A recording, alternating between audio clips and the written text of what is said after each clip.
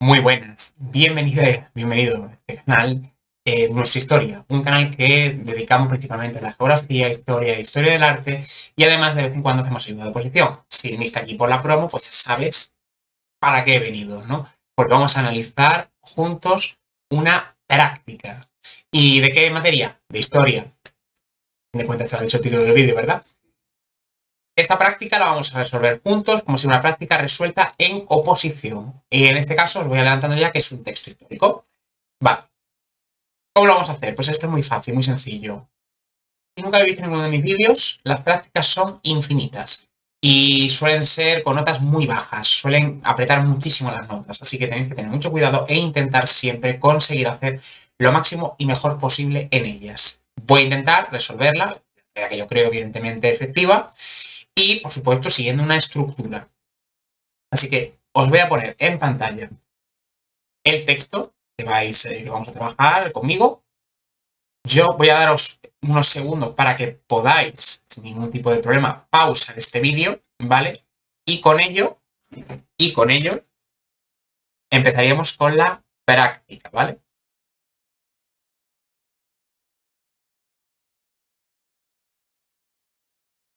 Ahora, yo os lo voy a leer, ¿vale? Para que tengáis claro, podéis irlo pausando donde necesitéis, ¿vale? Vamos para allá.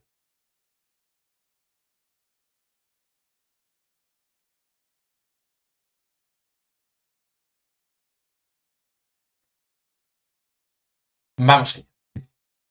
Uno de los objetivos fundamentales de la política exterior de Estados Unidos es la creación de condiciones en las cuales nosotros y otras naciones podamos forjar una manera de vivir libre de coacción. Esta fue una de las causas fundamentales de la guerra contra Alemania y el Japón. Nuestra victoria se logró sobre países que pretendían imponer su voluntad y su modo de vivir a otras naciones. Para asegurar el desenvolvimiento pacífico de las naciones libres de toda coacción, Estados Unidos ha tomado parte preponderante en las Naciones Unidas. Estas están destinadas a posibilitar el mantenimiento de la libertad y la soberanía de todos sus miembros. Sin embargo, no alcanzaremos nuestros objetivos a menos que estemos dispuestos a ayudar a los pueblos libres, a preservar sus instituciones libres y su integridad nacional frente a los movimientos agresivos que tratan de imponerles regímenes totalitarios. Esto es simplemente reconocer con franqueza que los regímenes totalitarios impuestos a los pueblos libres por agresiones directas o indirectas socavan los fundamentos de la paz internacional y, por tanto, la seguridad de los Estados Unidos. En la presente etapa de la historia mundial, casi todas las naciones deben elegir entre modos alternativos de vida. Con mucha frecuencia, la decisión no suele ser libre. En varios países del mundo, recientemente, se han implantado por la fuerza regímenes totalitarios contra el mundo popular. El gobierno de Estados Unidos ha levantado frecuentes protestas contra las coacciones y las intimidaciones realizadas en Polonia, Rumanía y Bulgaria, violando el acuerdo de Yalta. Debo afirmar también que en otros países han ocurrido hechos semejantes. Uno de dichos modos de vida se basa en la voluntad de la mayoría y se distingue por la existencia de instituciones libres, un gobierno representativo, elecciones limpias, garantías a la libertad individual, libertad de palabra y religión y el derecho a vivir sin opresión política. El otro se basa en la voluntad de una minoría impuesta mediante la fuerza a la mayoría. Descansa en el terror y la opresión, en una prensa y radio controladas, en elecciones fraudulentas y en la suspensión de libertades individuales. Creo que la política de los Estados Unidos debe ayudar a los pueblos que luchan contra minorías armadas o contra las presiones exteriores que intentan sojuzgarlos. Creo que debemos ayudar a los pueblos libres a cumplir sus propios destinos de la forma que ellos mismos decidan. Creo que nuestra ayuda debe ser principalmente económica y financiera, que es esencial para la estabilidad económica y política. El mundo no es estático y el status quo no es sagrado, pero no podemos permitir cambios en el status quo que violen la Carta de las Naciones Unidas por métodos como la coacción o subterfugios como la infiltración política, ayudando a las naciones libres e independientes a conservar su independencia. Estados Unidos habrá de poner en práctica los principios de la Carta de las Naciones Unidas.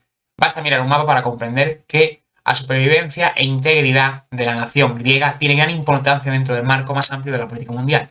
Si Grecia fuera a caer bajo el poder de una minoría armada, el efecto sobre su vecino Turquía sería inmediato y grave. La confusión y el desorden podría fácilmente extenderse por todo el Medio Oriente. Si dejáramos de ayudar a Grecia y Turquía en esta hora decisiva, las consecuencias tanto para Occidente como Oriente serían de profundo alcance.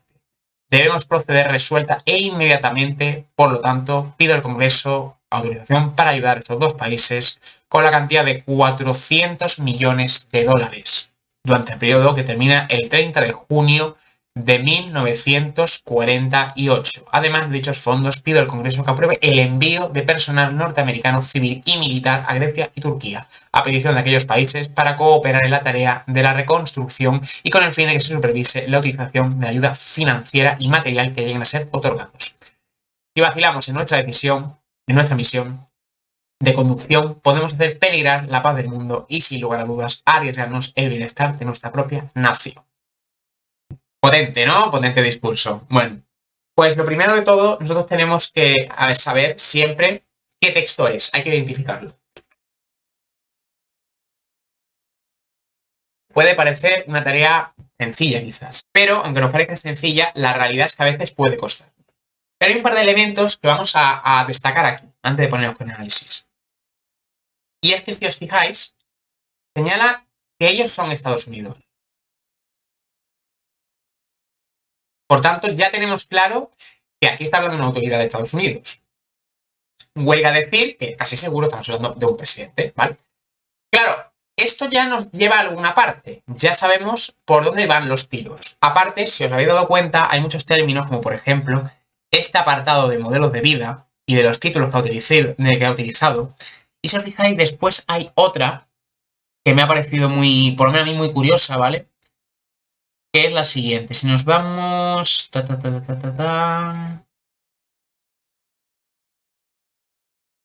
Dignidad de nación, a la hora de poner en práctica los principios de la carta, mundo estático... Aquí está.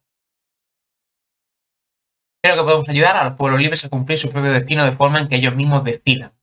Esta parte, este extracto, que puede parecer, a la gente le puede pasar por alto, es un extracto que viene derivado, ¿vale?, de la Declaración de Independencia. Pueblos libres y cumplir el destino, el que cada uno decida, decidir quién quiere ser. Esta parte, evidentemente, está basada en esa Declaración de Independencia. Vale, esto ya nos ha llevado mucho, ya nos ha acercado, nos ha acotado mucho el campo. Pero es que vamos a acotarlo más todavía. Aquí dice lo siguiente. El periodo que termina en 1948.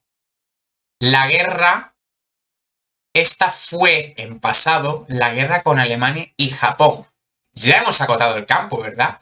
La guerra mundial ha terminado, la Segunda Guerra Mundial ha finalizado y el periodo es antes de 1948. Si no supiéramos la fecha, ¿vale?, que para mí está muy clara, pero a lo mejor para vosotros no, el hecho es que ya está entre solo esos 3 años, no puede ser otro. Y ya os digo yo que inmediatamente acabada la guerra sería complicado. Vamos a ello. Entonces, lo primero, estamos ante un texto histórico documental, es un documento. ¿Qué nombre recibe este documento? Es la doctrina Truman. Es un discurso que fue dado por el presidente de los Estados Unidos con fecha de 1947, ¿vale? Para el que quiera saber el dato, lo tengo aquí anotado aparte, 12 de marzo del 47. Vale. Esto es los comienzos de la llamada Guerra Fría. Si os dais cuenta, está hablando constantemente con una serie de opresiones, de modelos de vida, se está refiriendo a comunismo o capitalismo, entre la una y la otra. Estos son un enfrentamiento que hubo de entre dos bloques, el democrático capitalista y el comunista. Como ya sabéis, esta Guerra Fría se llamó así porque eran movimientos con largo espacio de tiempo entre uno y otro y normalmente de forma indirecta entre los Estados Unidos y la Unión de Repúblicas Socialistas Soviéticas. El texto es bastante amplio, ya lo habéis visto. He elegido uno fuerte para empezar, ¿verdad? Y es que en la primera parte, que son el primer y segundo párrafo, prácticamente el inicio, los primeros compases, señala ese avance prosoviético que ha habido en democracias populares, es decir, que va ganando terreno. Y habla del elemento democrático liberal que representa a los Estados Unidos como el germen del mundial. Lo está diciendo, esa intervención que tienen ellos, ese papel preponderante de las Naciones Unidas. Si os das cuenta, eso también periodiza un poco el texto, porque habla de las Naciones Unidas, la ONU, que fue, ya sabéis, creada a conformidad de la Segunda Guerra Mundial en su final. Entonces, una vez que tenemos ya estos modelos establecidos, podemos decir, ¿vale?, que la primera acción de esta nueva política es ayudar en la economía grecia y turca. Esto es para que no se pasarán al bando contrario.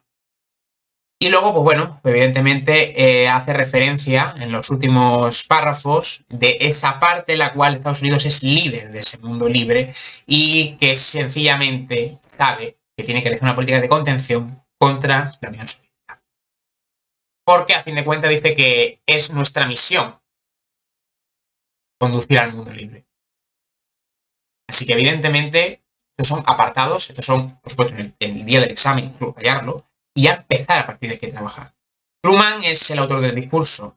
Él fue un presidente enérgico, Mr. Ciudadano, a fin de cuentas, con mucha presencia. A la muerte de Roosevelt ya era vicepresidente y el partido al que pertenecía, quiera que no, era bastante cerrado. El Partido Demócrata era bastante cerrado a hacer cambios en su estructura, pero Truman era diferente en estilo y procedencia a Roosevelt, entonces cambia un poco.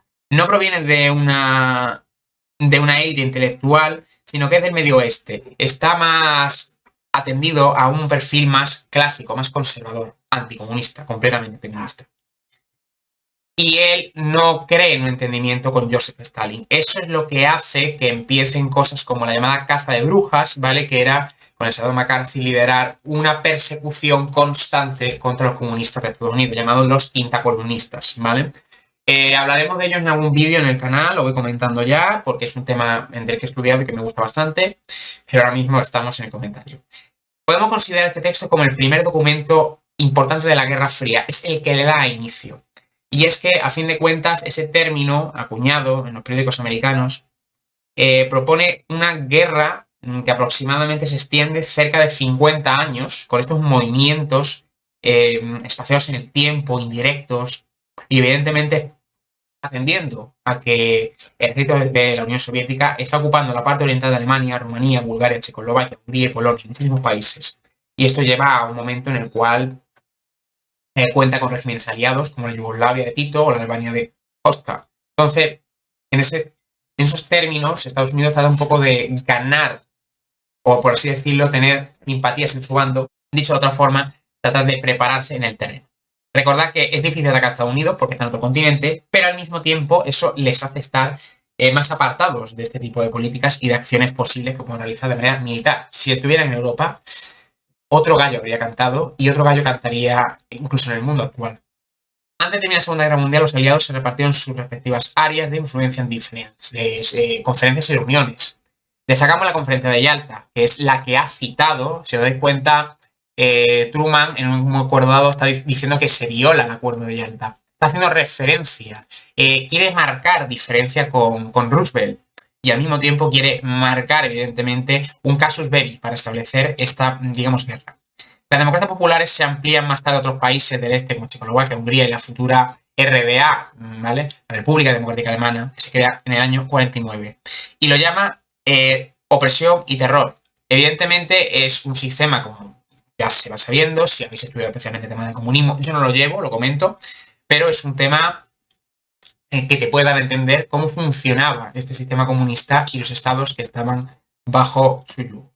Este modelo de Estados Unidos van a proponer una democracia liberal, regida por instituciones libres y que representen, por supuesto, con muchas limitaciones y siempre atendiendo que Estados Unidos planta un gran ejército en cada lugar en el que está, con una fuerza militar impresionante y que no deja de ser, irónicamente, también un método de intimidación, claro.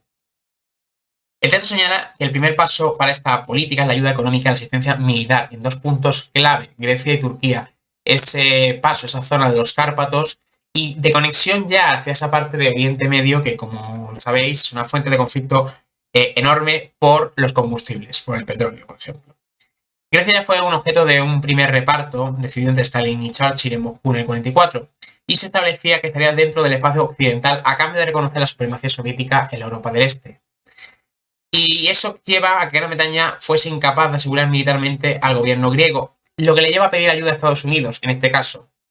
La guerra termina en 1949 cuando el Hellas pierde su principal apoyo, la Yugoslavia de Tito, que un año antes había roto con Stalin. Como sabéis, esto fue un gran foco de conflicto. La Unión Soviética no se mantiene estable durante todos los años que dura y de los diferentes gobiernos y sobre todo según los compases de uno y otro presidente van cambiando. En el 48, cuando comienza el llamado Plan Marshall, ese plan para otorgar una serie de dineros para la reconstrucción económica europea y así establecer una especie de deuda con Estados Unidos, sigue la doctrina de Truman. Es crear un clima social estable y próspero en Europa para evitar el alcance del comunismo en estas regiones. Es un papel muy importante también contar con los casos en los cuales se sufrió el nazismo y por ello utilizarlo como un apoyo, un nuevo apoyo para establecer una lucha contra este comunismo. En cualquier caso, en la Conferencia de París del 47 se crea una Organización Europea de Cooperación Económica y es un organismo que administra las ayudas, en la cual no entran los países bajo el dominio soviético, no lo evidente, por presiones de la Unión Soviética. Esta fue la causa del golpe de Praga del 48, cuando el gobierno checoslovaco se mostró proclive a entrar en el plan, lo que hizo que los soviéticos impulsaran un golpe de Estado. Como veis, la historia del siglo XX es la más convulsa probablemente que ha vivido la humanidad. Date cuenta que 2 guerras mundiales en apenas 50. Entre el 48 y el 61 se entregan más de 30 millones de dólares. Esto es un dato, evidentemente, que ha sido base de estudiar el temario. Y siendo los países más beneficiados Gran Bretaña, Francia y Alemania, que evidentemente fue, como no, los grandes combatientes de la guerra mundial y que por tanto era muy interesante tener bajo esa ala junto con Estados Unidos. Stalin responde con la doctrina Yadanov, que presenta, pues sencillamente, la URSS es el líder antiimperialista y crear con ello la Cominform, que supone pues una vuelta internacional del Partido Comunista bajo el dominio de Moscú, donde se va integrando una serie de países, siempre hacia el este de Francia e Italia, que ya están en esa órbita norteamericana. Este proyecto fracasa con la ruptura de Tito en el 48, que ya hemos comentado, cuando se separa de la corriente comunista, y por tanto este plan definitivo se desestabiliza y ya con la revuelta húngara termina de estallar. El plano económico se impulsa un Consejo de Cooperación Mutua Económica. Esto integra en un principio a la URSS, a Polonia, a Hungría, Checoslovaquia, Rumanía y Bulgaria. Esto lleva a intentar cooperar económicamente, pero claro, esto depende de que hay una serie de países satélites que hacen que sean dependientes de la URSS. Por lo tanto, el organismo no funciona. Y ya finalmente, pues el texto, la nueva política norteamericana, se ciñe a algo claro, la Carta de las Naciones Unidas, la cual ha repetido durante varias veces a lo largo de este texto que hemos visto, ¿vale? Si la vamos buscando, aparece que habla de varias veces de Estados Unidos y esa carta, que al fin de cuentas es lo que quiere cumplir, es decir, está buscando una justificación a lo que está haciendo. La buscará permanentemente en este texto. Esto no deja de ser como si fuera una constitución para la ONU, es decir, un permiso para que Estados Unidos pueda ser germán de mundial, su primera gran guerra, Corea, de 50 a 53, donde, como ya hemos comentado anteriormente, y por supuesto todo el mundo sabrá ya, se desarrolló una guerra que separa a las dos Coreas en Corea del Norte y Corea del Sur. Evento que tiene su relevancia a día de hoy, dado que las dos Coreas siguen divididas. La consecuencia final de este texto fundamental para el desarrollo posterior de la Guerra Fría. Se entiende perfectamente que se configuran dos bloques antagónicos que van a combatir y que van a justificar cada uno de sus movimientos, tratando siempre de generar una serie de alianzas que le permita estar colocado lo mejor posible en el tapete político. Esta política de contención, señala el texto, lleva a Estados Unidos a intervenir en zonas del planeta totalmente alejadas, como es Vietnam, por ejemplo.